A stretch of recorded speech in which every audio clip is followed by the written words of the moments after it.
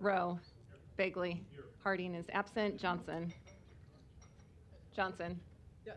Melton. Here. Palermo is absent. Mr. President. Here. Please rise for the pledge and remarks by Councilmember Bagley. Allegiance to the flag of the United States of America, to the republic for which it stands, one nation, under God, indivisible, with liberty and justice for all. Good afternoon, everyone. Please be seated. Couple quick things. With fireworks just getting over, we got some cool things going on in our community. We got farmers markets. Friday we have in Stinson Park bomb pops with a cop. Pretty cool. And I don't know if the helicopter is going to be there. I didn't get word on that, but that'll be a fun event in Stinson Park. And then we have the Heartland Pride Parade this weekend downtown in the Capital District from 10 to 12, so everybody's welcome to that. Hopefully the weather will be good. And I'll steal some thunder from Council President Festerson this morning. In our pre-council, he had mentioned the great work done by the Omaha Fire Department with an assist from the Omaha Public Works employees of a gentleman that got pulled down a sewer drain. And they did a great job in all that water going in the sewer to get that gentleman about a mile away. So we really appreciate our first responders and the work that Public Works and all of our city crews do to work together. So thanks, Mr. President. Thank you. Madam Clerk. An affidavit of publication is on file for the pre-council and city council meeting, and a current copy of the Open Meeting Act is posted in a white binder on the east wall of legislative chambers. Good afternoon. Welcome to the Omaha City Council. We appreciate having you here today. We look forward to hearing from you on our many items on our agenda. Before we get started, we've had a request to bring up item number 50 first, a special accommodation for some health concerns. So without objection, I will go ahead and bring up item number 50. So the public hearing on item number 50 starts today. Right now, proponents, please. Good afternoon, City Council. I was here. Just to the microphone there, if you would. Yep.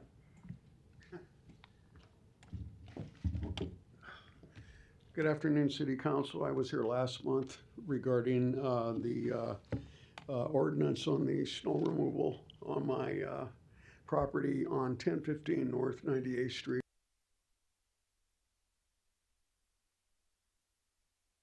Price, I'm not going to grandstand, that's all I have to say. Thanks. And then just your name, sir, for that. Oh, Joseph Vicanti with Vicanti Real Estate. Thank you. Thank Appreciate you. that. Any other proponents on number 50 today? Seeing none, any opponents? Public hearing's closed. Item 6, to consider a Class C liquor license for Lumen Beer Company located at 1433 South 13th Street. Public hearing and vote on number 6 is today. I believe the applicant requested to be by Zoom, but may not be by Zoom at the moment. He is not on yet. Okay. Council members, we do have time on this if we want to lay this over for 1 week. Yep.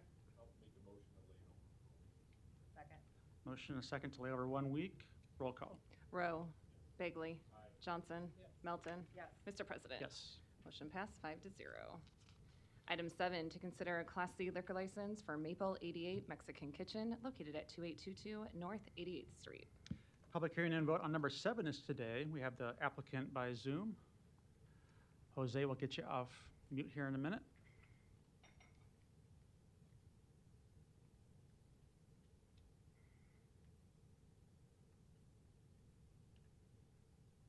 Okay, try that. My name is Hugh Abrahamson. I'm Mr. Palomara's attorney. He is here with me. There you can see him. Obviously, we're prepared to answer any and all questions. For the council's information, Mr. Palomares has 2 other locations that serve liquor, both in South Omaha. He's had no problems with the Liquor Control Commission. The place that he is looking to do his business is on basically 88th and Maple Street, and it's currently a restaurant. In fact, it's a very nice restaurant, and he's looking to add a Class C liquor license there. Obviously, he's prepared to answer any and all questions that you or any members of the public might have. Great, thank you.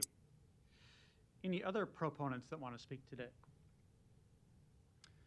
Seeing none, any opponents? Public hearing's closed. Move the approval. Motion a second to approve. Roll call. Rowe. Bagley. Johnson. Melton. Yes. Mr. President. Yes. Motion passed 5-0. Thank you. Item 8, to May we consider. be excused? Yes. Thank you. Item 8, to consider a Class C liquor license for Trax located at 1506 South 60th Street. Public hearing and vote on number 8 is today. Proponents, please. Yes, good afternoon, Mr. President, members of the council. Sean Kelly, 2804 South 87th Avenue. Appearing today on behalf of the applicant. I'm happy to take any questions you may have. Thank you. Any other proponents? Seeing none, any opponents? Public hearing is closed. Mr. Bagley, you're recognized.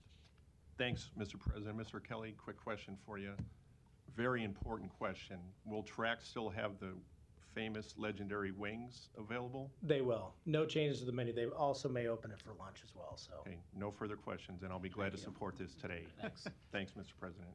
The defense rests, huh? Yes, Okay, is that a motion? it is. Second. Motion and a second to approve. Roll call. Rowe. Bagley. Johnson. Melton. Yes. Mr. President. Yes. Motion passed 5-0. Item 9, to consider a Class I liquor license for Contour Nail Bar located at 6700 Mercy Road, Suite 105. Public hearing and vote on number 9 is today. Proponents, please. Mr. President, members of the council, Sean Kelly, 2804 South 87th Avenue. Here to take any questions you may have. Thanks. Thank you. Any other proponents? Seeing none, any opponents? Public hearing is closed. Second. Motion a second. Roll call. Rowe. Bagley. Johnson. Melton. Yes. Mr. President. Yes. Motion passed 5-0. Items 10 through 12 relate to the Diggs Apartments located at 31st and Marcy Streets. Planning Board and Planning Department recommend approval. Item 10, an ordinance to rezone this property from R6 District and R7 District to R7 District. Item 11, an ordinance to approve a major amendment to a PUR overlay district. Item 12, a resolution to approve the Diggs Apartments Mason Tax Increment Financing Redevelopment Project Plan. A is communications and opposition. These items were postponed from the June 27th City Council meeting. There is no public hearing today, but there could be a vote on each of these items separately. If a council member wishes to ask questions or dialogue, please press your button and we'll go from there. Ms. Johnson, you're recognized. Thank you, Mr. President. May I approve? Or who's the question directed to, I guess? If she wants you to, you may. Hi, what is your name? Michael C. Carter, 11506 Nicholas, Suite 103, 68154. I'm the attorney for the Diggs Apartments. Okay, thank you. Last week, we heard this presented to City Council, and there were several individuals that testified with some questions regarding parking. Yes.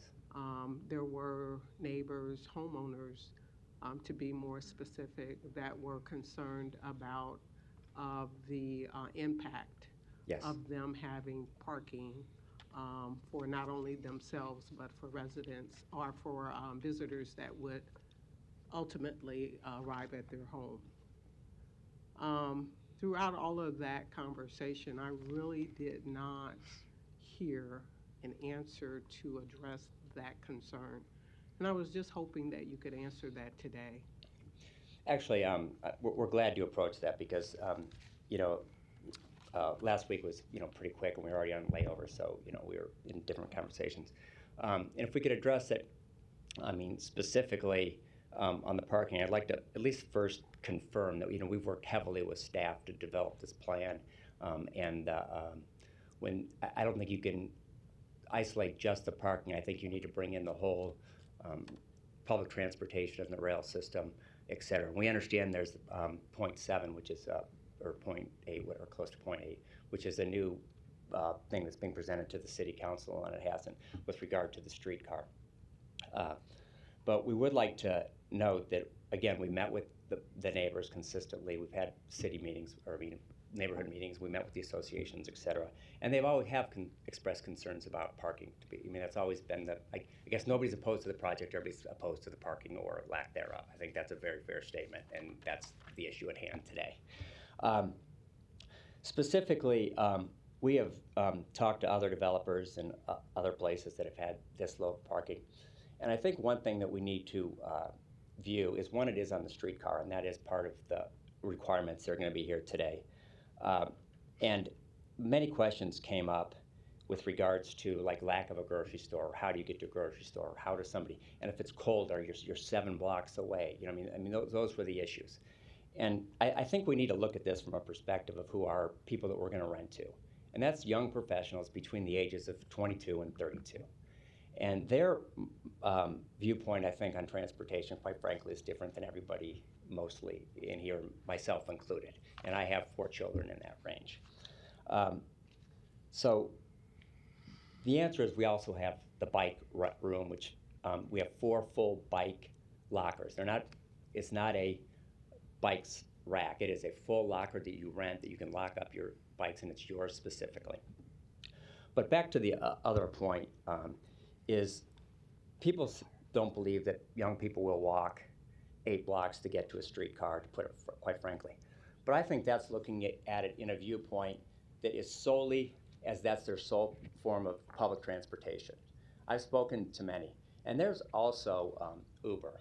So it's not just that they can be on the streetcar. They also have the ability to Uber anywhere they want in the city at a very low cost. Not to be too personal, but I spoke to my son. For a young person right now to own a car, to buy a car that's runnable when they're just getting out of college costs $400 a month, basically, to get a car payment. To insure it, it's $150. To rent from our stalls, it's $100. It costs a young professional about $700 a month to run a car.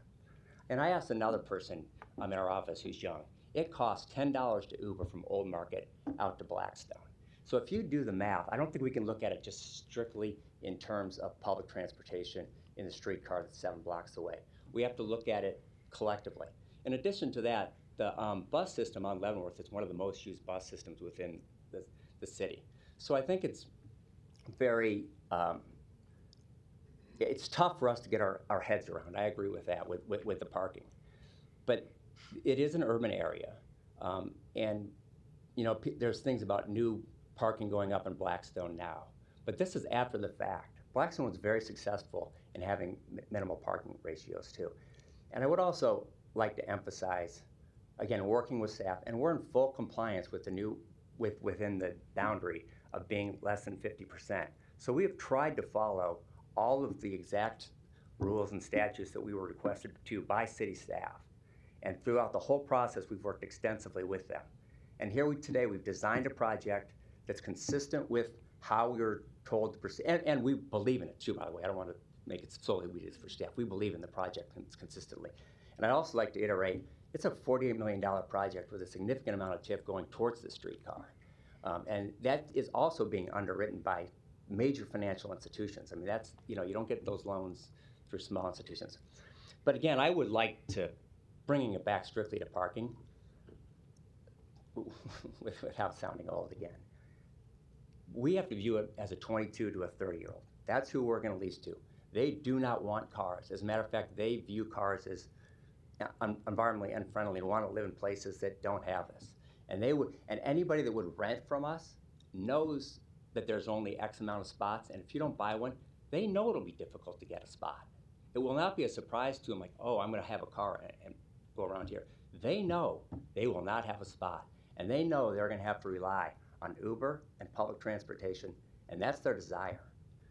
And I guess, so I've discussed it with many people, and have actually 4 children in that range, and that's what, you know, and all of their friends, it's not just them. I mean, they're in that age, and 50% of their friends live in Blackstone or in that general area, and they don't have cars, or they don't want them.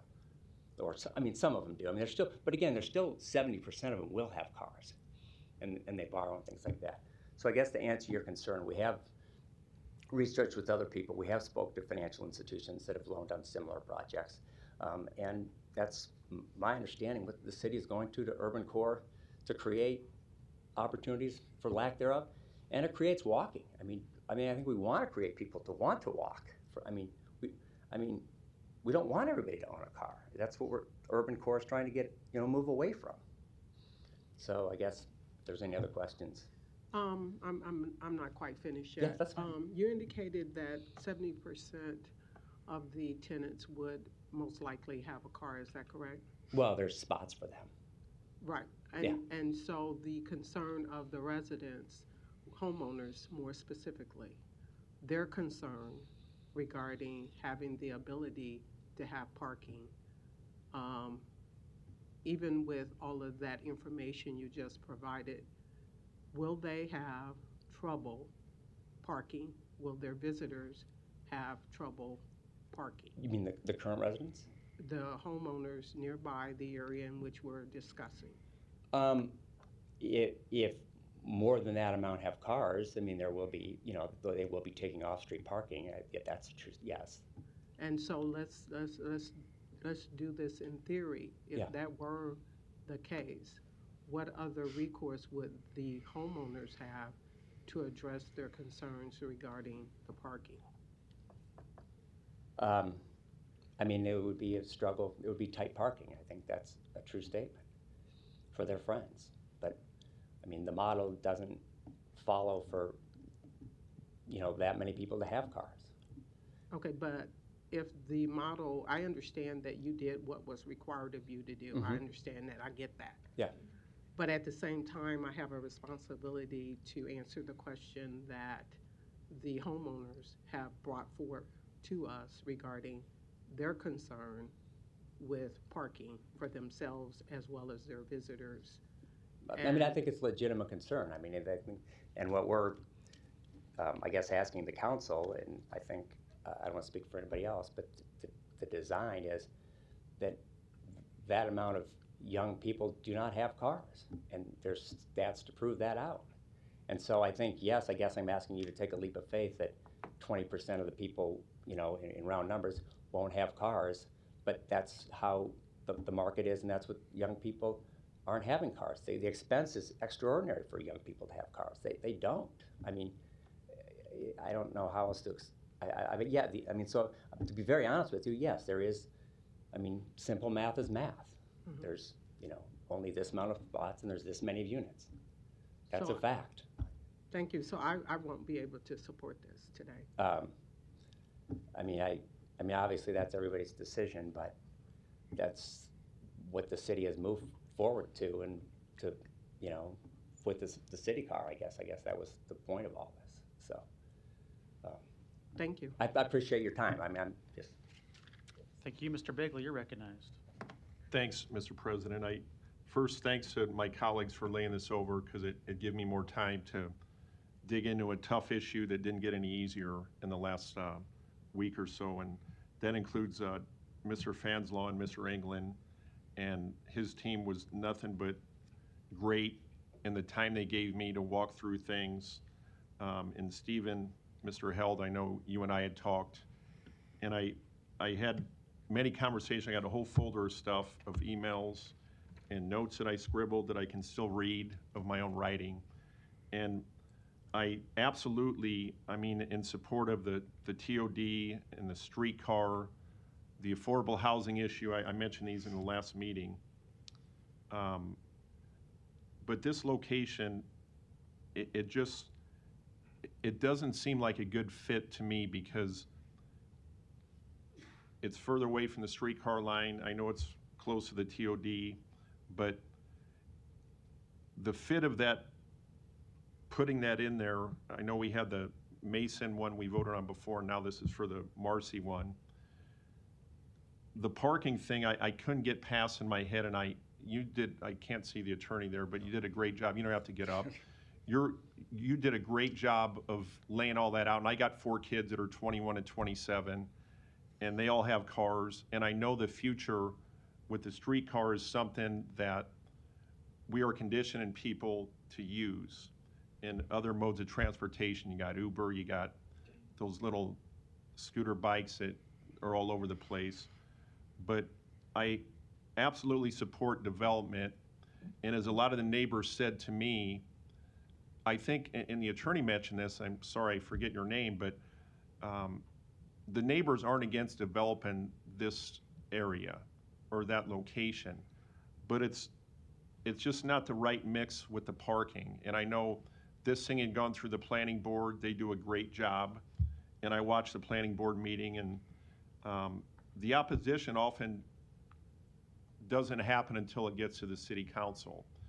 And I heard, again, the opposition wasn't that we're gonna chain ourselves to objects and prevent any development from happening, but it was just a mix of, it just doesn't have a good balance with the parking that's already an issue and the development. And I want this to succeed, but just as it's proposed today, it's something that I have articulated that I won't support.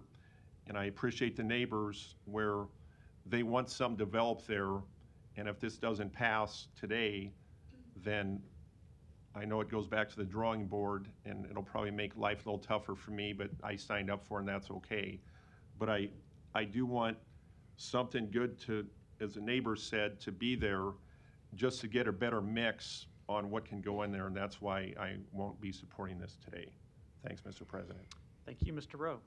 Thank you, Mr. President. I wanted to speak again this week. I talked about this 2 weeks ago, but I've been doing a lot of study on urban land use and urban development, and the current readings that I've been studying is all pointing in this kind of direction. It's more density in the urban core.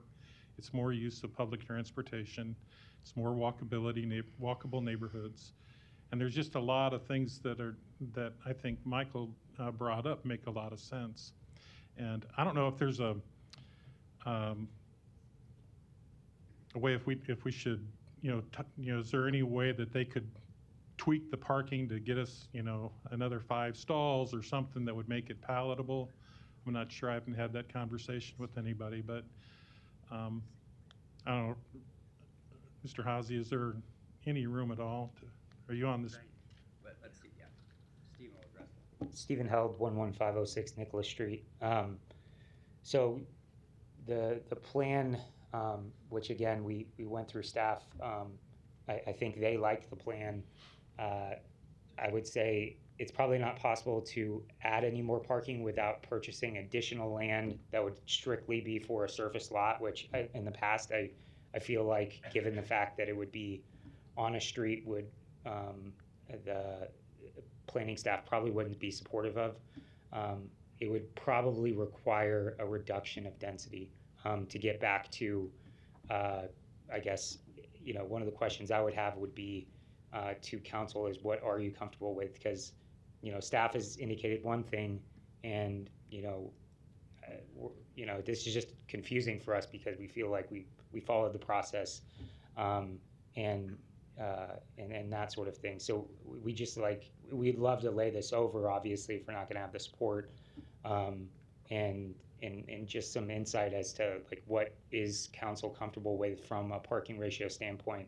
It's going to require a reduction of density, not an increase in parking, to get to that I guess happy medium.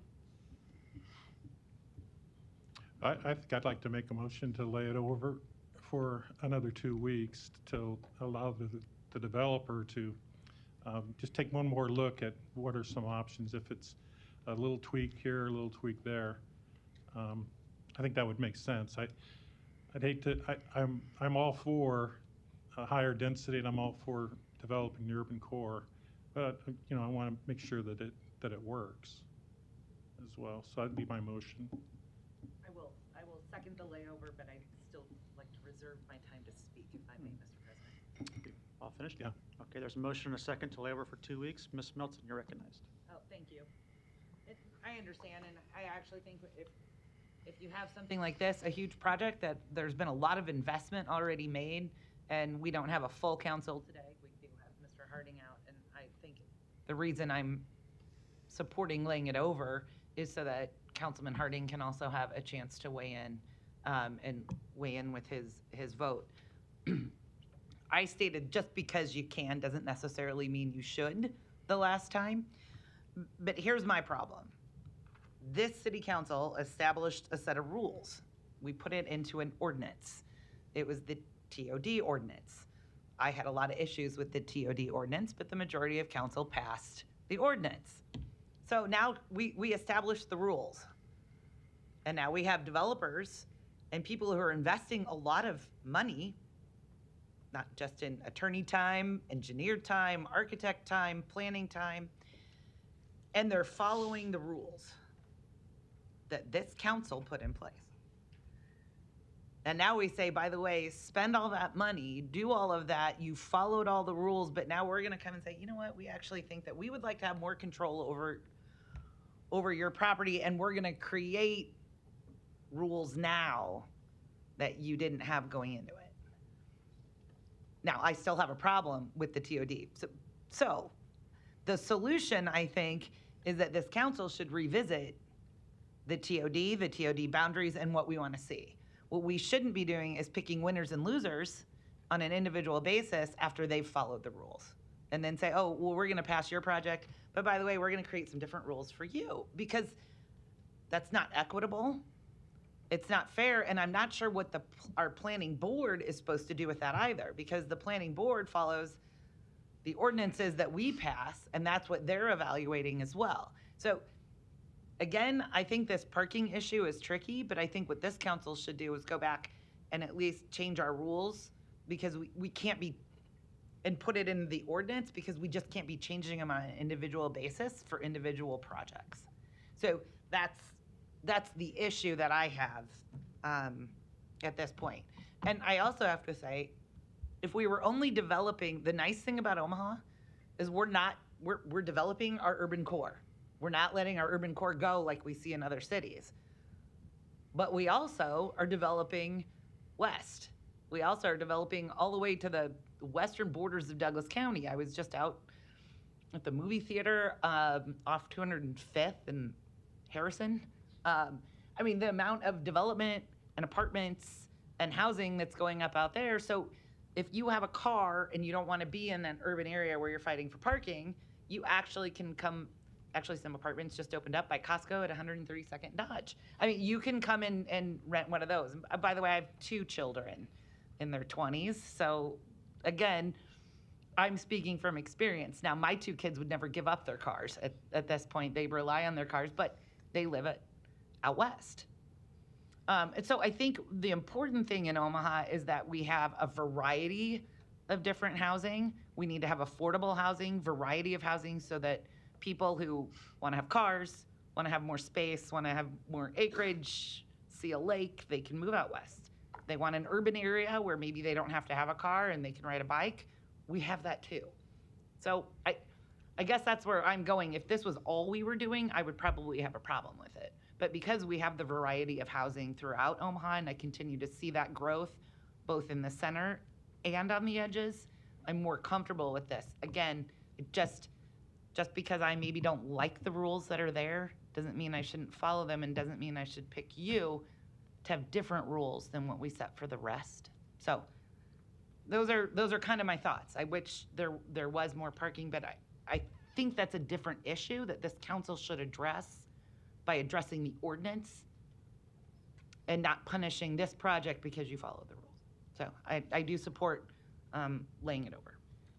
Thank you. Mr. Bigley. Thanks, Mr. President. Even one follow-up question. When we had talked on the phone about when it got laid over from 2 weeks ago about any possibility of you adding more parking, and I just be clear what the answer to that was at this point. The answer is it would be a reduction in density, which we can do. I mean, you could cut off like 2 floors of the north building. But again, like if you look at the site, there really isn't any other way to add parking without making I would say without taking away from the quality design of it. You'd be pushing buildings up. There would be less, which would be, from a activation standpoint with the street, it would just look worse. I think planning staff could go into detail on that. It would require a reduction, which we can do. And so again, I kind of go back to like, if the rules are changing, what is the rule of the ratio? And that way we know when we make some tweaks, we can come back with a plan that has less density so we can get to that ratio that you guys are comfortable with. There's just not, and I'm not trying to be, argument. There's really not much you can do from a parking standpoint without reducing density. And I appreciate your answer, and that's the answer you gave me. Yeah. And that's why I wasn't in support of this today. And I want to be clear, you sat down with one of the neighbors that's here today, and there's opposing views on this as many issues before this council, and they were addressed civilly and respectfully, and you walked away from it, and that's all anybody can ask. What I was looking for, and I'm not in the business, I got a whole sheet of developments in my district that I've supported, and I'm not gonna start flipping coins and picking winners and losers or saying, Mr. Held's project, I'm gonna make an example of this. That isn't my intention. My reason for voting against this today is I just think, and I know it went through planning, those board members do a fine job, they're appointed by the mayor, but we're the elected officials. And, do we want to bat 1,000? I hope every project that comes to us is something the council supports. But for the reasons I've given, this one, just as it's written right now, it's something that I can't support. So, and again, I appreciate your understanding and talking to me and talking to neighbors, but that's where I'm at on this one today. Thanks. Thank you.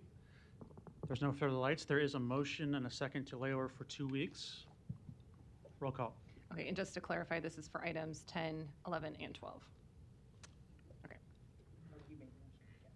I'm seconding the motions for 10, Oh. 11, and.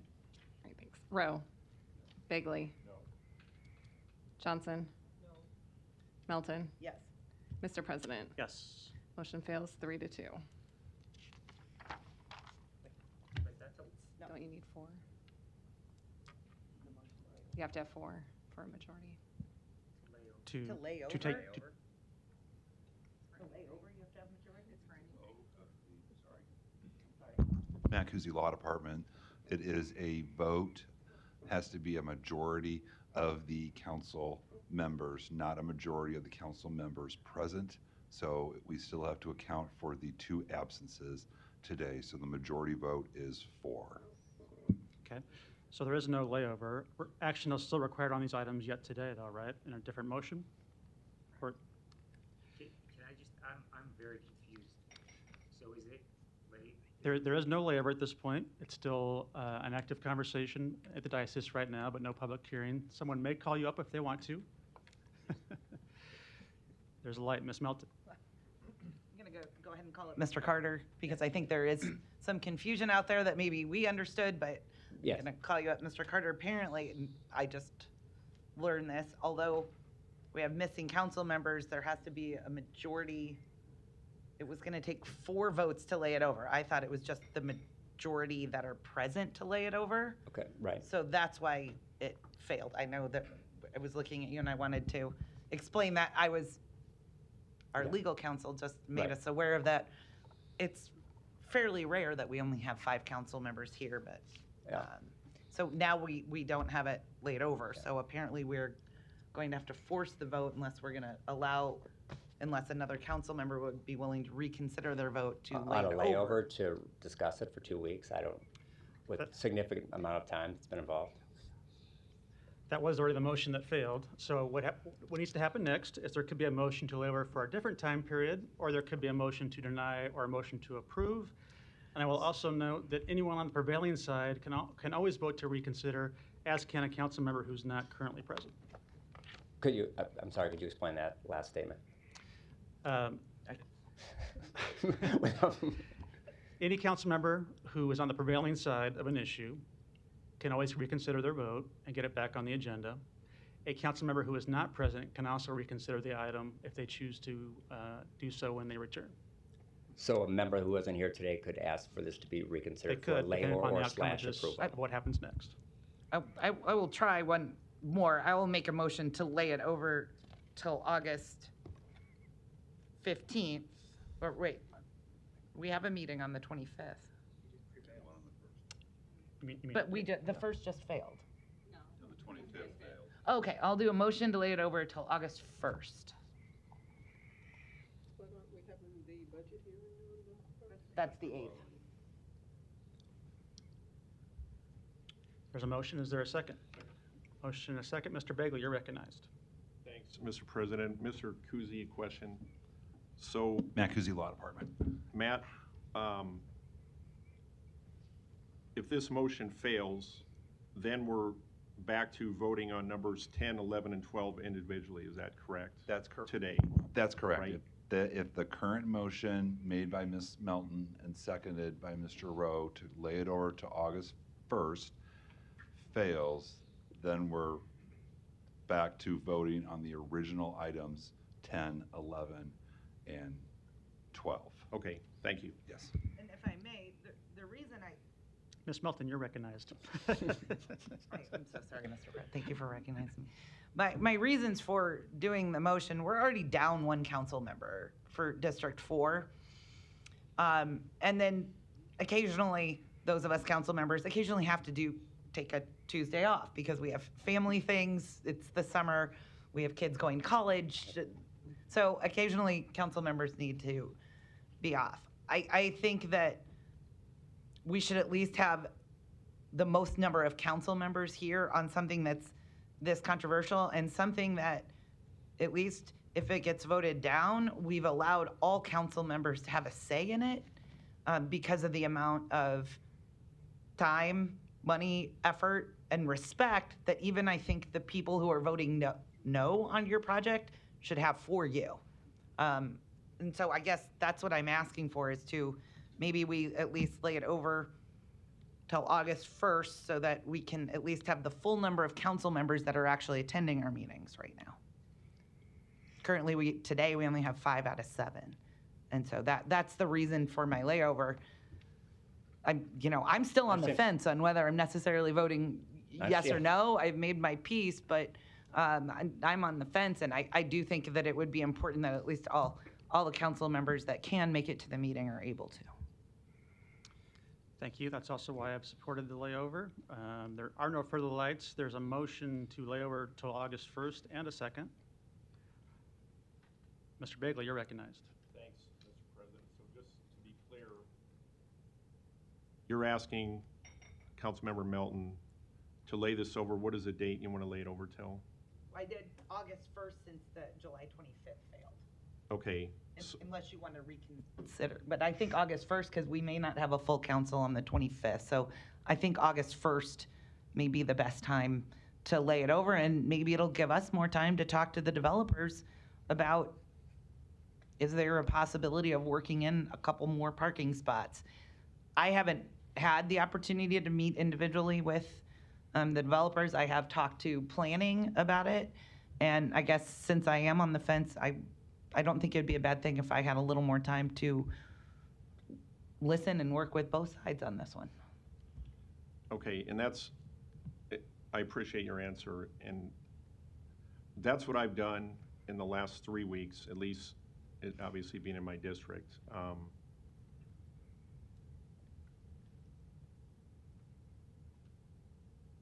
So the vote is, your motion, it's a second motion we're doing here, is that correct?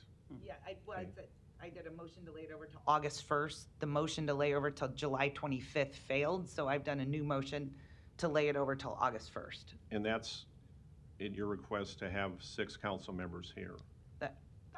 Or is that to give yourself more time on it? I think a little bit of both. I do think something like this, where it's this controversial, I would like that for all council members, especially when we're down one, to have as many council members here as possible, which we have done many times in the last 10 years, laid it over if somebody can't be here, just so that all the council members can have a say. Again, especially since District 4 isn't represented, I think it'd be important to have as many council members here as possible. Okay, thanks.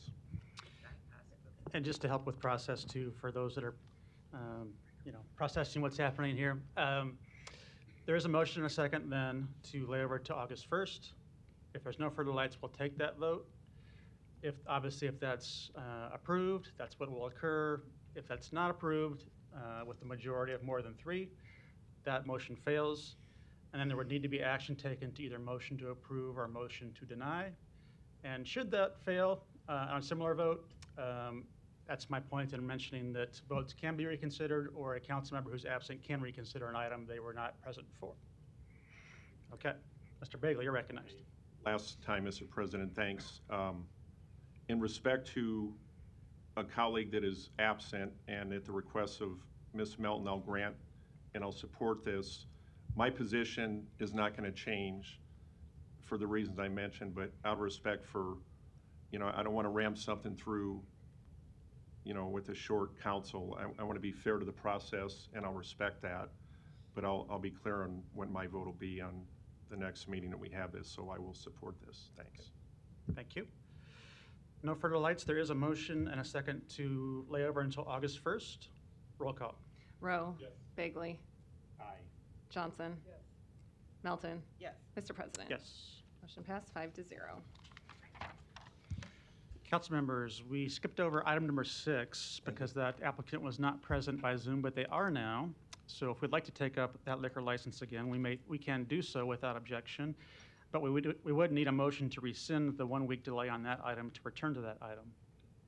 Move to rescind the layover of agenda item number 6. I'll second that. Roll call. Rowe. Bagley. Johnson. Melton. Yes. Mr. President. Yes. Motion passed 5-0.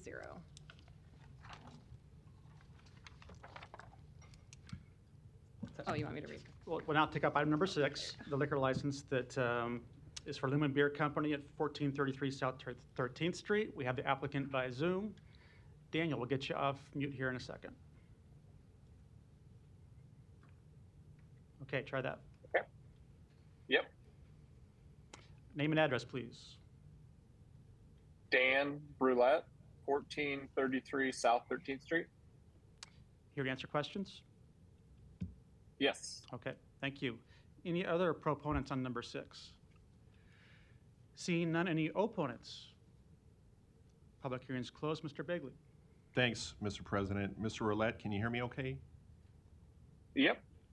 Thanks for sneaking in on us here today. I'm glad we were able to get you. So I had to ask our top of the line city clerk on what a Class L license means. Do you want to educate the public on that when you're asking for you presently hold an L license and you're going to change it, correct? Correct, yes. And tell us, I learned this today. This is one I've never seen before. Tell everybody out there listening what an L license is. Yeah, so currently we are a brewery and we make beer in the building that I'm sitting in right now, and we only sell our own beer that we produce here. So that's what we can do under an L license. When we originally opened, that was our only plan, but in the meantime, a lot of people have asked us, we would like to get a glass of wine or a canned cocktail or something, but under an L license, you can't sell those other spirits or wine. So we're looking to amend our original license and get a Class C license, because then we can sell wine and canned cocktails. That was great. Thank you. I'll be glad to support this and make a motion to support this today. And thank you for educating your councilman on. I even asked Miss Melton, and she was a little. I don't feel bad when she doesn't know. So I'll be glad to support this. And Little Bohemia's great area, and I think it's great that you're not only your great craft beer, but also somebody wants to get a Bud Light or a wine or whatever, that you're gonna do everything you can to help your customers. So I wish you the best of luck, and I'm glad to support this today. Thanks for coming in. I'll second it and say that's the clearest explanation we've had all day so far. Thank you. There's a motion and a second. Roll call. Rowe. Bagley. Johnson. Melton. Yes. Mr. President. Yes. Motion passed 5-0. Thanks. Good luck. Item 13. Thank you. Item 13, a resolution to approve the preliminary plat for Avenue 1, replat 4, located southwest of 192nd Street and West Dodge Road. Planning Board and Planning Department recommend approval. Public hearing and vote on number 13 is today. Proponents, please. Yep, my name's Joe Flaxbeard. I'm with Lampert Nearson, 14710 West Dodge Road. On behalf of the applicant, this is the preliminary plat portion of a minor plat. I anticipate being here with the final plat piece of it maybe in a few weeks here, but here to answer any questions for you. Thank you. Any other proponents? Any opponents? Public hearing's closed. Move the approval. Motion and a second. Roll call. Rowe. Bagley. Johnson. Yes. Melton. Yes. Mr. President. Yes. Motion passed 5-0. Item 14, an ordinance to amend the boundaries of the MCC overlay district to incorporate into that district the property located at 15050 West Maple Road. Planning Board and Planning Department recommend approval. Public hearing and vote on number 14 is today. Proponents, please. Number 14, come on down.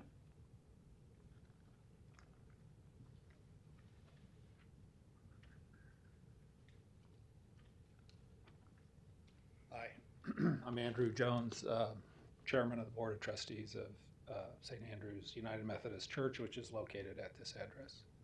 Okay. Here to answer any questions. And your address, just for the record? Of the church or my personal? Your personal. 13506 Burt Street, Omaha. Great. Thank you. Any other proponents on this item today? Seeing none, any opponents? Public hearing's closed. Move the approval.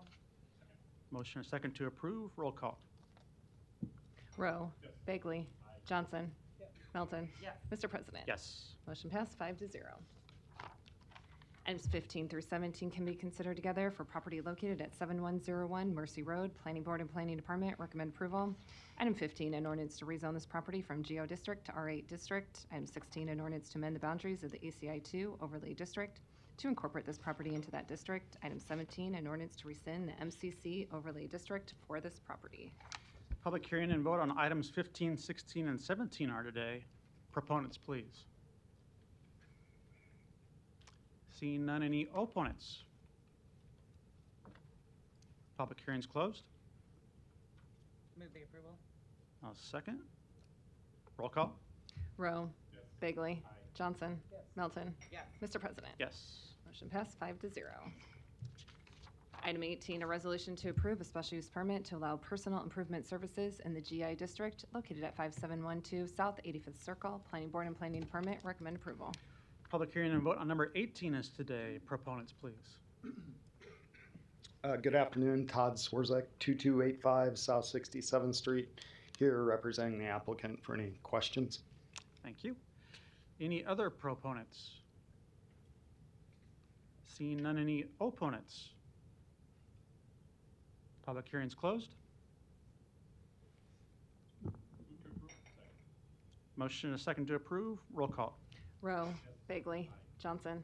Melton. Yes. Mr. President. Yes. Motion passed 5-0. Consent agenda. Any member of the City Council may cause any item placed on the consent agenda to be removed. Items removed from the consent agenda shall be taken up by the City Council immediately following the consent agenda in the order in which they were removed unless otherwise provided by the City Council Rules of Order.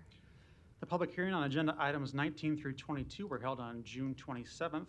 I don't see any further lights. Is there a motion? Move the approval. Is a motion and a second? Roll call. Rowe. Bagley. Johnson. Melton. Yes. Mr. President. Yes. Motion passed 5-0. There's been a request in this next session to take 3 items off the consent agenda. So items number 27, item 42, and 43 will be removed from the consent agenda and heard separately. So first, we'll have the public hearings on agenda items number 23 through 26, 28 through 41, and 44 through 46. If you wish to address the City Council regarding these items, please come to the microphone, indicate the agenda item number you wish to address, identify yourself by name and address, and if you are a proponent or an opponent. This is items 23 through 26, 28 through 41, and 44 through 46. And what are you gonna do with number 27, you say? It'll be considered separately. That's coming up today? Yeah. Okay. Seeing no other testifiers on these items, public hearing is closed. Is there a motion? Motion to approve 23 through 26, 28 through 41, and 44 through 46. Second. Motion and a second. Roll call. Rowe. Bagley. Johnson. Melton. Yes. Mr. President. Yes. Motion passed 5-0. Item 27, a resolution to approve the contract with Hawkins Construction Company for the Copper Creek Interceptor Sewer Repair Project. This item was taken off consent agenda for an amendment of the whole. We'll have a public hearing now for public hearing and vote. Any proponents on number 27?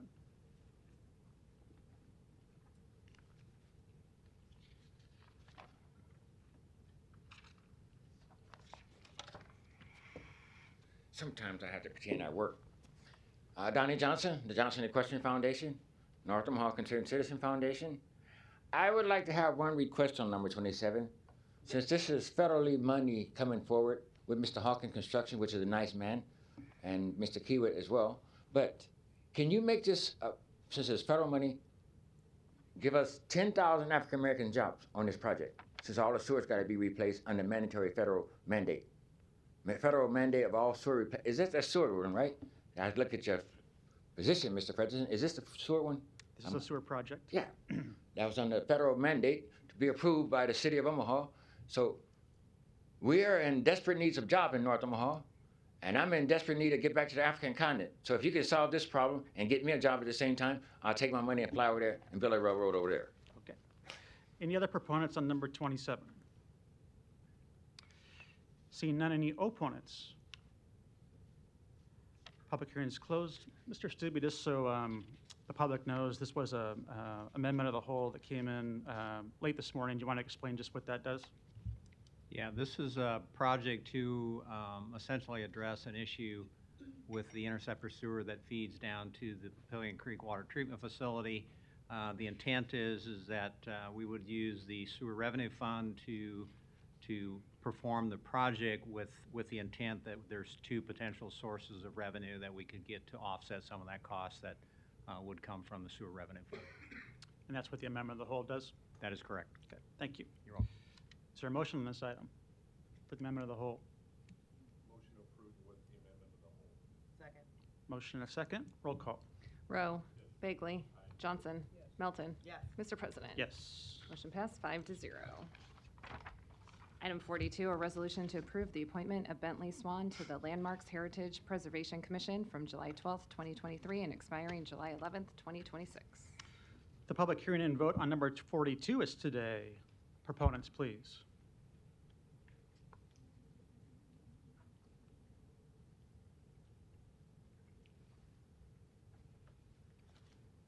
Good afternoon, members of the council. Ben Swan, 3515 Hawthorne Avenue. I'm here to answer any questions and also to submit to the council 7 letters of support. One from Christine Gerber. She is a former commission member. Another one from Brian Zimmer, who's a former commission member. One from Lavanya Goodwin with the North 24th Street BID. One from Bob Mancuso. One from Chris Haig, who's a Bemis Park resident, longtime resident, over 30 years. Another one from another resident, Mark Gilliott. And then also with Tim Reeder. He is the president of Old Omaha Vintage Real Estate Home Team, Better Homes and Gardens Real Estate. I don't know how I would, excuse me, I'm a little nervous today. So I feel so special that I got called off the consent agenda. How do I furnish these to you? To the clerk right here. Okay, thank you. Yeah, you bet.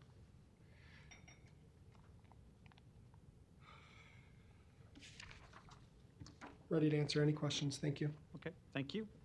Any other proponents today? Good afternoon. Daniel Goodwin Jr., business owner, 4111 North 18th Street. Mr. Bentley Swan, obviously, as the owner of the former Goodwin Spencer Street Barbershop and the owner of several other historic buildings or buildings that are 100+ years old, Mr. Bentley Swan was our developer in improving that building. He was very instrumental in preserving the building because there was damage, water damage, and other damage that threatened the very structure of the building. And so as an owner, a property owner of old buildings for over 25 to 30 years, if not Mr. Bentley Swan for the appointment as a lay person, because I seriously doubt that anyone else would have the qualifications and the abilities that he has to preserve landmarks and buildings of this nature. So thank you very much for your time. Thank you. Any other proponents on number 42? Seeing none, any opponents?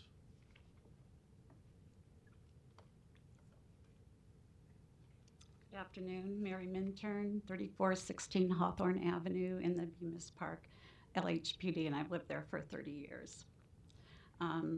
I assume you all have read the email that I sent to you, and so I just have a few other comments to add about Mr. Swan that makes me question his ability to be partial and to meet the goals of the Preservation Commission. In regards, this kind of shows his attitude, I think, about preservation. In regards to destruction of historic properties, specifically the Walnut Hill Park, which we thought would be going up for sale at some point. He talked about developing it into apartments. And when I stated my objections in a historical perspective about the park, his answer to me was there are no sacred cows. And then as reported to me by the applicant for a COA currently on layover before the LHPC, Mr. Swan has already told the applicant that he will support the project, and this was told to me by the applicant. Mr. Swan is a friend and business partner with a property owner in the Bemis Park LHPD, whose name he mentioned, Mark Gilliott, who has advertised that he plans to build a house on the empty lot next to his residence, also in the LHPD. This business partner is also an advocate to rescind the Bemis Park LHPD status. Lastly, in light of this information about Mr. Swan, I question and hope that you would question also his qualification and motive for seeking a position on the LHPC. I particularly feel that he cannot be objective in this position, especially when COAs are requested for the Bemis Park LHPD, and would ask that if you do approve him for the position, that he be required to recuse himself from any applications that come before the Landmarks Commission from the Bemis Park neighborhood or LHPD. I'll answer any questions you have. Okay, thank you. Any other opponents to number 42? Seeing none, the public hearing is closed. Ms. Johnson, you're recognized. Thank you, Mr. President. Ben, if you could come up, please. Hi, thank you for coming. Can you address some of the concerns that was just posed to us a few minutes ago? Absolutely. Respectfully, would you mind going a little bit slowly, and I'll be happy to answer any. I can't remember all of the things that were just. Respectfully, I'll go right through them. Okay, sure, absolutely. Thank you. Thank you. There was a concern about conflict of interest with Bemis Park. I'm a resident of Bemis Park. We own the historic Kuhn House. We've invested very heavily in that.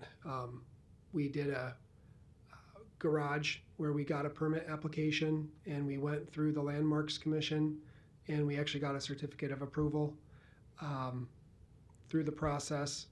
Got feedback from Shelley and Jed in the planning department.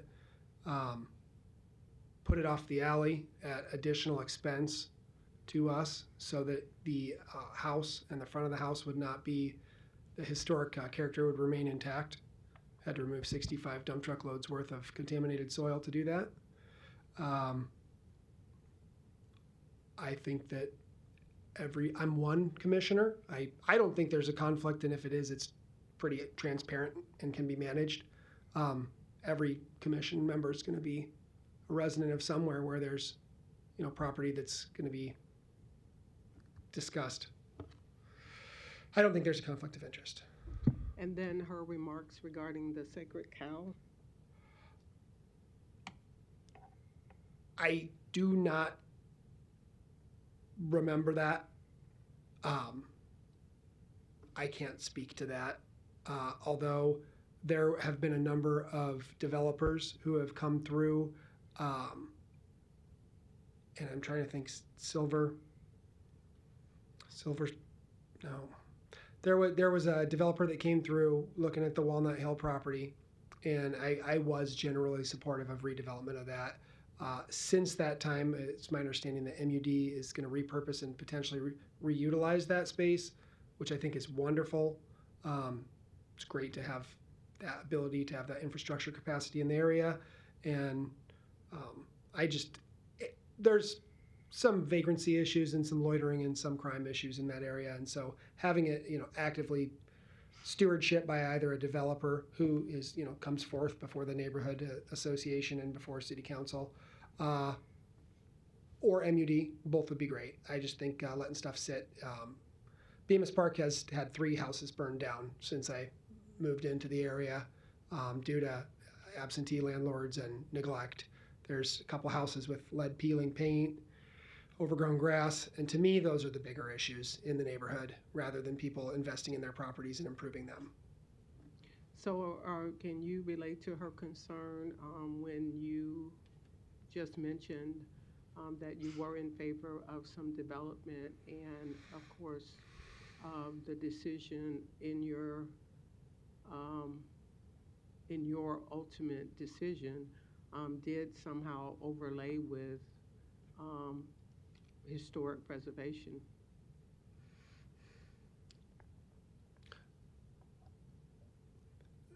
So, I mean, are you aware that there are individuals in the community that are concerned about your allegiance to preserving historic properties? Absolutely, without a doubt, and I respect people's right to bring forth their concerns and their issues and to have open discussion about them, and I respectfully disagree. I am passionate about preservation, but everybody, that's how we get things done. We debate things and we make a decision and move forward. Right, and I agree with you wholeheartedly. However, I've received several text messaging, emails, and things of that nature from my community compelling me to not vote on behalf of this based upon that narrative of that concern of your sincerity regarding preserving historic buildings. I've saved quite a few buildings from demolition, more than 3. That's all I can say to that. Okay. So with that information, I can give the addresses if that I you're have- curious about that. Thank you. So with that information that I have from constituent, I'm sorry I won't be able to support this today. Sorry to hear that, but I respect your decision. Thank you. Thank you. Ms. Melton, you're recognized. Thank you. Mr. Swan, I appreciate you coming down today. This is a volunteer job for a city board that, I really appreciate the number of people that we have that are willing to serve on these boards and spend a lot of their own time away from their families. I think you have 2 little kids, right? 3.5 and 10 weeks. So my wife reminded me this morning that this would be an additional thing. Yeah, you're taking on one more responsibility when you have little ones that you can't even take your eye off of at this point. I just want to say that I admire that. I think you and I maybe had met once before, but I have to tell you that I received numerous emails in support of this position from people that live in District 2. And so I've kind of relied on those people whose opinions I really trust, who have worked with you. And so multiple emails of people that have been on boards with you, that have been in business with you, so that have known you from in different ways. And I guess when I receive that many from that many people that I have known and that I do trust, I understand that not everybody is going to, always support you. In my other job, I'm a family law attorney, so there's always somebody in the case that doesn't necessarily like me, right?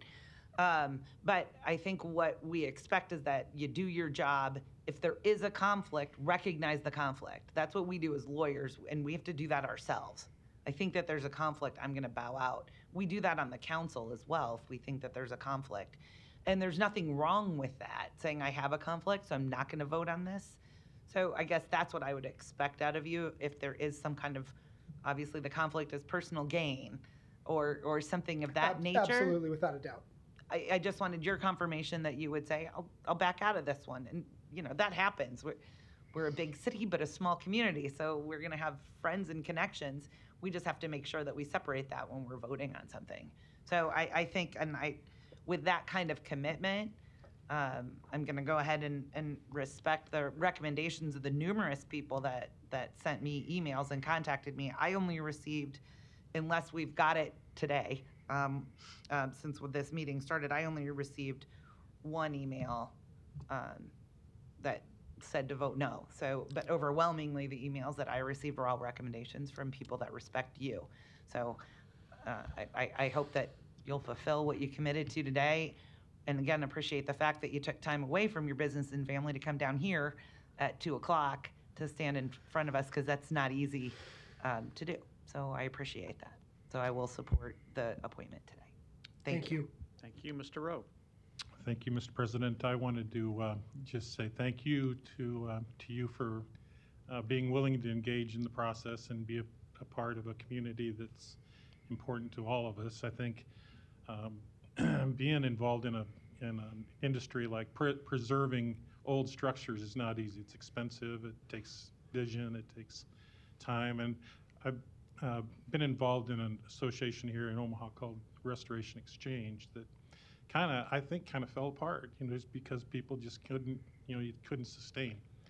And now it's been resurrected under a different name and under new leadership. And I appreciate the leadership that Christine Gerber gave to the Restoration Exchange and to her husband and to Tim Reeder, and there's a whole list. And so I know it's not easy to be involved in boards and commissions. It takes time, and I just wanted to say thank you for being willing to put your name on the hat and to serve the community.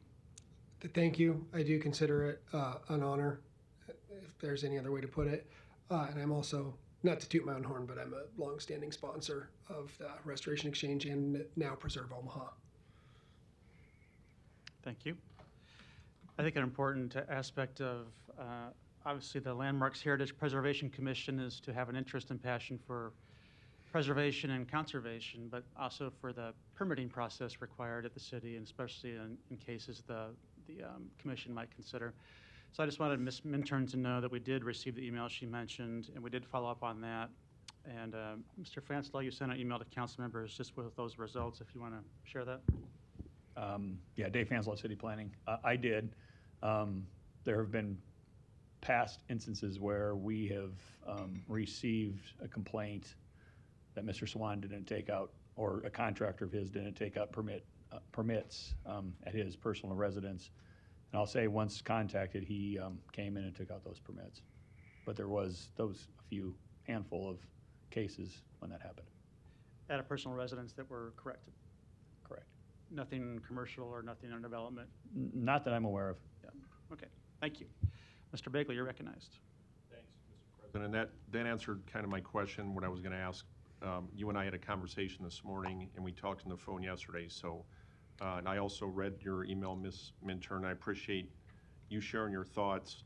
I am going to support this today because it is a challenging thing to get people involved. I can't remember how many boards that we have, but it is a hard thing to get people interested in any public service, and you're getting a tiny little taste of what my colleagues and I deal with every week. And you came, as Ms. Melton described, to leave your young children and your wife to come down. And I hope and wish you the best. And thanks for stepping up. And, the council, the mayor appoints or nominates, and we consent. So that's what we're doing today. And with your background that I read on the bio when I got to my office on, was it Thursday or Friday, I think you'll do well, and I think you'll be motivated to do well and contribute to this. So I wish you the best of luck. Thanks. Thank you. There's no further lights. Is there a motion? There's a motion and a second to approve. Roll call. Rowe. Bagley. Johnson? Melton? Yes. Mr. President? Yes. Motion passed 4-1. Item 43, a resolution to approve the appointment of Mark Donovan to the Landmarks Heritage Preservation Commission from July 12th, 2023, and expiring July 11th, 2026. Public hearing and vote on number 43 is today. Proponents, please. Seeing none, any opponents? Public hearing is closed. Move the approval? Motion and a second. No further lights. Roll call. Rowe? Bagley? Johnson? Melton? Yes. Mr. President? Yes. Motion passed 5-0. Items 47 and 48 can be considered together. Ordinances to revise language in ordinance number 42272 and to approve an agreement for the Hartwood Preserve Master Property Owners Association. The vote on items 47 and 48 are today. If there's no further lights, I'll take a motion. Move the approval? There's a motion and a second. Roll call. Rowe? Bagley? Johnson? Melton? Yes. Mr. President? Yes. Motion passed 4-0. Bagley abstains. Item 49, an ordinance levying a special tax and assessment in all lots and pieces of real estate within Street Improvement District 2019-07.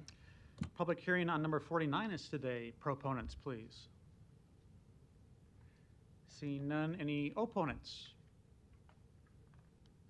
Public hearing is closed. Item 51, an ordinance to approve a professional services agreement with JEO Consulting for the maintenance of the U.S. Army Corps of Engineers permit on the 62nd and Q Street mitigation site extension.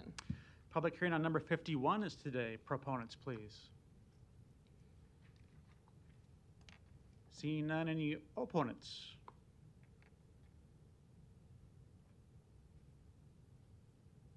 Public hearing is closed. Item 52, an ordinance to approve a streetscape maintenance agreement with 38th and Leavenworth LLC for the site at 3814 Leavenworth Street. Public hearing on number 52 is today. Proponents, please. Seeing none, any opponents? Are you proponent, Luis? Yes. Okay, go ahead. Luis Jimenez, 2709 Dewey Avenue. I want to support this development, particularly because of the streetscape that they're working on. I don't know if you know, there's a Green Street concept that the planning department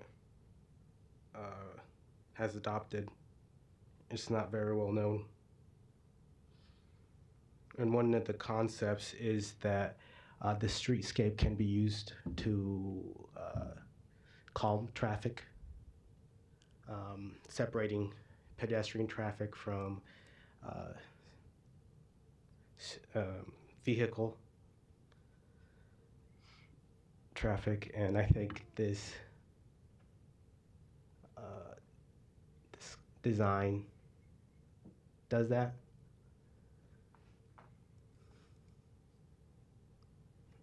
It does it on Leavenworth and 38th. But particularly down the long pathway here, you see the sidewalk going down right against the building. And there is landscape against the building too. But there's also the streetscape in yellow. And that creates a barrier between the traffic on Leavenworth and pedestrian traffic. So that's a good design. And I hope that people watching and the developers and also the council members here push for this Green Street concept. I understand you are pushing for other things to take the city in directions and concepts that you agree with. The planning department already has these concepts adopted, so you wouldn't have to do much but besides reference the Green Street concept and say, look, you know, this is what is laid out. Let's do more of it. Although this Green Street concepts identifies areas throughout the city, but I think we need to do more, and that's why I'm pointing it out that that Green Street concept ideas need to be more prevalent. Okay. Thank you. Thank you. Any other proponents on number 52? Seeing none, any opponents?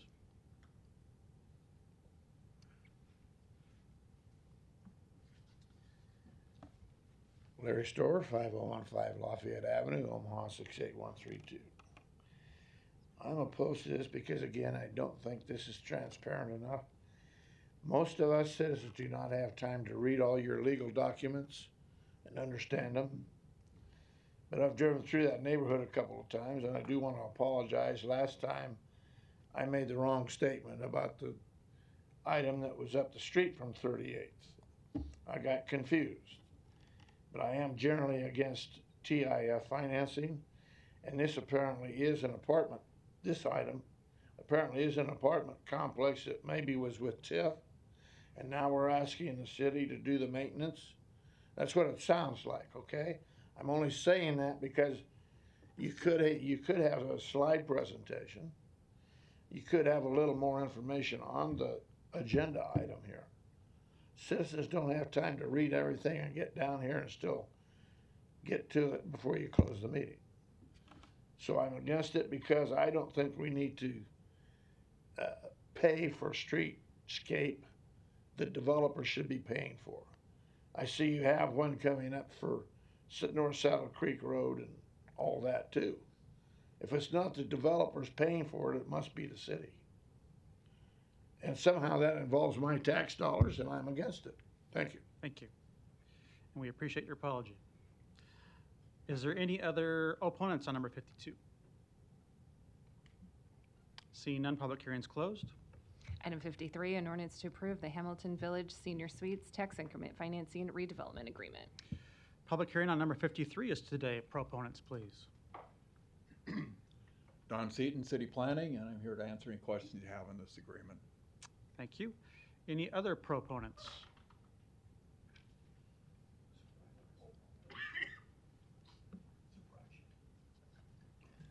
Melvin Sudbeck, Straight Line Development, 16255 Woodland Drive, if there are any questions. Thank you. Other proponents today? Are you a proponent, Larry? Surprise. Okay, just checking. Larry Storer, 5015 Lafayette Avenue. Omaha 68132. Well, finally, we got to an area that I do consider somewhat blighted and needs some help. Some people I think it's probably considered North Omaha, but it's a stretch of Hamilton Street that's been neglected for as far as I've been in Omaha, which goes back to 1971. Used to drive that road a lot. Very little change on that street ever since. But now here's finally vacant lot, but if I'm not mistaken, there were 3 older houses on the far corner that might be demolished for it. But it needs it. And that might spur some nice development all along Hamilton Street. A hell of a good place instead of a lot of these places where you're tearing down houses to put up high rises. Urban core or not. You know, Harney Street, 10 little houses that could be affordable, not bad looking houses at all, with a little investment, could be good affordable housing. But now is this going to drive out the people that live in that area or raise their taxes so much that they're going to have to move out, sell out? Then I'd be against it. So, you know, have a nice presentation on it before your formal vote. Show the pictures to the citizens and ask the people in the neighborhood to please come down and talk about it, because they probably wonder about TIF financing like I do. It needs to be thoroughly explained that it will not increase their taxes. Thank you. Thank you. Any other proponents?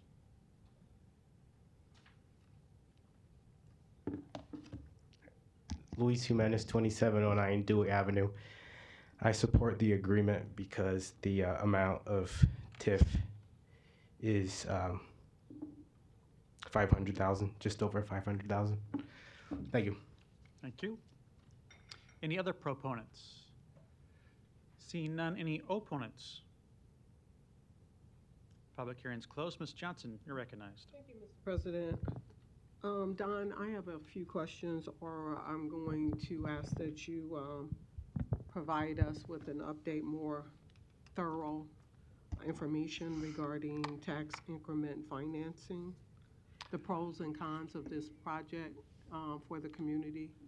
If you could impart that knowledge to this body Pros, and Don Seaton, those City that may be Planning. listening. Pros and cons of this project? Well, it's infill development in North Omaha, a site that's been pretty much vacant and underused for a long time, so that's a positive. Complies with our city's master plan in terms of the use, and it's affordable housing as well. So that's a big plus. Okay, what are the cons? There are some weaknesses here, so let's talk about them. Trying to think of cons. Well, they're kind of alluding to where what's his Larry is talking about regarding the fact that the taxes are deferred for a period of time, and who's impacted by those taxes being deferred for that period of time. I don't believe anybody is. Okay, that's what he's. That's my opinion, because Okay. if the project didn't exist, the taxes that are not going to the city or the school district wouldn't exist and still wouldn't go to anywhere. So Okay, so you did hear what he said about his concern, right? yes, So I'm asking you to clarify what he's talking about in terms of his concerns, because other people have those same concerns in my community. okay. The taxes that they pay on the increment, the new value that they create, will go back into their project. It doesn't come from the city taxpayers, it doesn't come from city finance, it doesn't come from the neighbors. It will not affect the neighbors' property taxes. Okay, so why do we have this conversation all the time regarding this TIF project? Why is our community not knowledgeable about the pros and cons of TIF? We try Why to is that educate so the public. difficult? We have everything on our webpage. We meet with people frequently. We talk to a number of people that are interested in the program. Some proceed, some do not. Their programs don't apply. I've given my card to Mr. Storrs and said, meet with me anytime. I'm glad to talk. Well, do you think it might be helpful every time you bring a TIF project to the table that you give us a brief narrative of what's going on with that? Regarding how TIF works each How time, it works, yeah. I think it'd be redundant, and I think these meetings are awfully long. I don't know that this is the best forum for that, but that's not my decision. Oh, okay. I just thought I'd bring that up Yeah. because it seems to be a topic of conversation every time we have a TIF article here. So something that Well, we're it's a doing. topic with Mr. Storrs certainly every time, and like I said, I've offered to meet with him and explain how TIF works. It's Not not everybody's in favor of TIF, though. But why are they not in favor of it? Don't like change, I guess. Huh? Maybe they don't like change. I don't know. They It doesn't don't make like sense to change. me.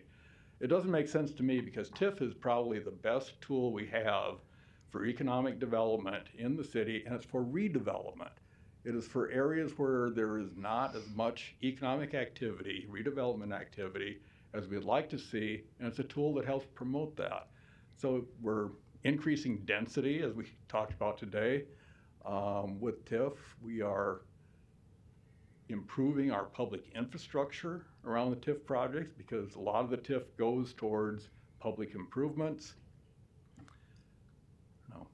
Doesn't it also improve or provide us with job opportunities? It does, yes, absolutely. Okay. Absolutely. TIF does many wonderful things, in my opinion. Okay.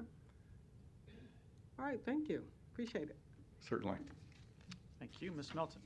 Well, and don't go away, because here's my suggestion. I don't think you should have to repeat yourself every single Tuesday. And in fact, I think I've given this TIF 101 multiple times. I won't repeat it because we've gone over it multiple times. And also Bridget Hadley in your office, she's gone out. She even has a slideshow presentation. She meets with any group that asks her to. And so what I think you should do is potentially just give the planning website. So anyone that has any questions or wants kind of that 101 explanation of TIF can contact your department and you'll provide that, because I know all of you will. Obviously, any one of us council members can be contacted, and I've given kind of my TIF presentation. I have my own slideshow because I've been asked to come in and present kind of the pros and cons of TIF as well. And so I've done that over the last 10 years. And then here at council, we give that annual TIF, and I know Ms. Hadley comes down and presents that and gives, again, the explanation of exactly how TIF works. So I would agree with you that repeating the same information every single Tuesday probably is not conducive to a good public meeting, but making sure your contact information is available and knowing that there's a website where someone can click or pick up the phone and call, and there's somebody there that will schedule a meeting or do an explanation over the phone. I think that's probably just a really good thing that we could probably attach, put the planning website address in the TIF projects. Okay. So then you don't have to repeat yourself, but you're providing the information where somebody could get it. I think there's always room for improvement in public Right. outreach and educating the public, and we do need to step up efforts perhaps. Again, I don't think, 15, 20 times a year with each project we describe how TIF works, but it is occasionally beneficial to revisit the TIF 101, kind of like we're doing today. And it is true that Bridget and I are both available to meet with any individual, any groups that would like a presentation on TIF. And we can certainly try to punch that up on our website. Thank you very much. I think that would be very helpful. Thank you, Ms. Johnson. That's a very good points that you brought out, Ms. Milton. But what if you don't have internet? Then what? You can call. Then you call and you just pointed out that saying the Well- same thing over and over again is not getting it. We do have television. Anybody can attend these meetings via television if they wish, and most everybody has a TV generally, if they have a home, assuming. That's one possibility, and then we can, again, remind people during these meetings that we're available if you wish to call, and most people have access to a phone. Again, not everybody, but most people. Okay. Good points. City Thank planning is 402-444-5150. My extension's 2035. Anybody listening on TV that has any questions on TIF or watching YouTube, if you do have a computer, feel free to give me a call. I just thought I'd bring out the point that we can't look at life as a one-size-fit-all model. No. There's a variety of ways that individuals gain knowledge, input, output, et cetera. We cannot close our minds to thinking that everyone is able to interpret, receive the same information, especially if you provide information to them. I say, John skipped the road and I don't understand it, and you come back and say, John skipped the road. You haven't changed anything in that description, so that doesn't work. And we all learned that very early on in life. So again, this point of information of TIF and the fact that some of us are getting it and some of us are not does lend to suggest that there is some room for additional improvement. Very good. If I may continue just a little bit more, today's hearing on this item was for a TIF agreement. And it's kind of confusing, like, where are the pictures? Why don't you walk through it? Well, all of our projects go through 2 council approvals. First is a project plan that gets approved, and there we go into more detail with pictures and the story of the development, maps, those kind of things. And once that's approved, then we come back with a contract, an agreement. And that's what we're doing today. So the project today with the agreement, you saw pictures, site plans, development plans at a previous council meeting. Those same plans were displayed at a planning board meeting. So, you know, we did have an opportunity to share those with the public. Great, thank you. Thank you. Thank you. No further lights. Next item. Item 54, an ordinance to accept and authorize disbursement of a grant award from the Nebraska Commission on Law Enforcement and Criminal Justice in the amount of $20,000. Public hearing on number 54 is today. Proponents, please. Seeing none, any opponents? Public hearing's closed. Next is non-action items. Did you want to take action on item 77? I believe we'll have a motion on number 77. Ms. Johnson? Item number 77. We had discussed this earlier on in the pre-council. There were, first of all, we were discussing the fact to lay this over till August 8th, I believe. August 1st, I believe. August 1st. Yep. And that would allow us to get some more information in terms of briefing of what's going on with this project, as well as some questions to be fleshed out as it relates to environmental concerns. So I guess in a nutshell, we are making a motion today to lay this over, but allowing for the public hearing next week. I believe public hearing and vote will both be on August 1st. Okay, so the appropriate motion would be what, Liza? It'd be to move the public hearing to the third vote and to move that third vote to August 1st meeting, the third reading vote. So move the public hearing to? The third reading. And then move the third reading to the August 1st meeting. Is that your motion, Ms. Johnson? Yes, that's my motion. I'll second that. Motion and a second. Roll call. Rowe. Bagley. Aye. Johnson. Yes. Melton. Yes. Mr. President. Yes. Motion passed 5-0. So items 55 through 78 do not require public hearing or city council consideration at this meeting, but will be placed on a future agenda for public hearing and or vote. The reason for non-action is noted after the item on the agenda, as well as the date the item is expected to appear on agenda for consideration. Thank you. Council now intends to go into executive session in which to discuss labor negotiations. Do I have a motion? Motion to go into executive session. Second. It's a motion and a second. Roll call. Rowe. Yes. Bagley. Aye. Johnson. Yes. Melton. Yes. Mr. President. Yes. Motion passed 5-0. Time is 3:32.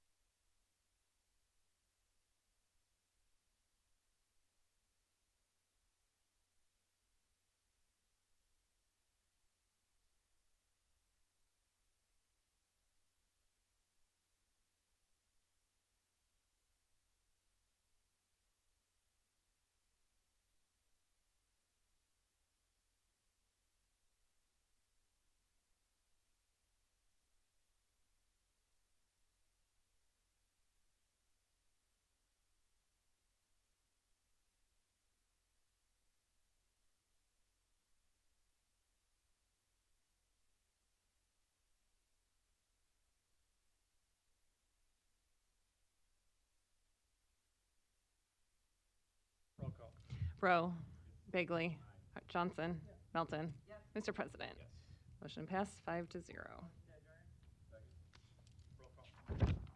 Rowe. Bagley. Johnson. Melton. Mr. President. Motion passed 5-0. Meeting is adjourned at 4:40.